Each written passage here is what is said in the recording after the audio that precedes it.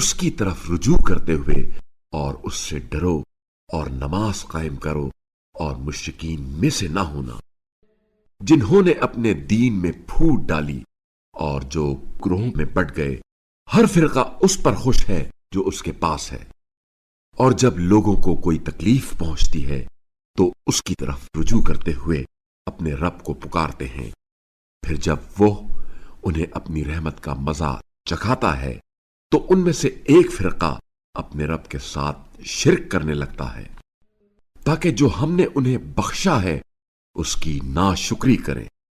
بس اب مزے اڑاؤ، ان قریب تمہیں معلوم ہو جائے گا۔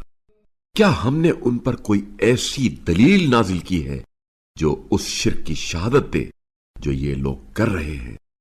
اور جب ہم لوگوں کو کسی رحمت کا ذائقہ چکھاتے ہیں تو وہ اس پر خوش ہو جاتے ہیں، اور جب ان کے برے اعمال کے سبب ان پر کوئی مصیبت آتی ہے تو وہ مایوس ہونے لگتے ہیں۔ کیا انہوں نے نہیں دیکھا کہ اللہ جس کے لیے چاہتا ہے رزق کشادہ اور تنگ کر دیتا ہے؟ مومنین کے لیے یقیناً اس میں نشانیاں ہیں۔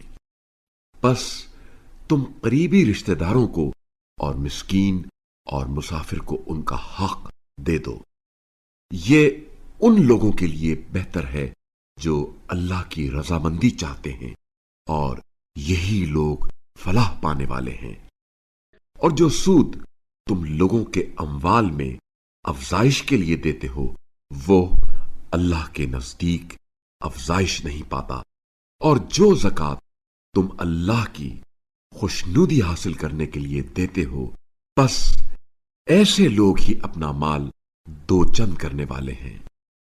اللہ ہی نے تمہیں پیدا کیا، پھر تمہیں رزق دیا، وہی تمہیں موت دیتا ہے، پھر وہی تمہیں زندہ کرے گا۔ کیا تمہارے شریکوں میں سے کوئی ہے جو ان میں سے کوئی کام کر سکے؟ پاک ہے اور بالا تر ہے وہ ذات اس شرک سے جو یہ کرتے ہیں۔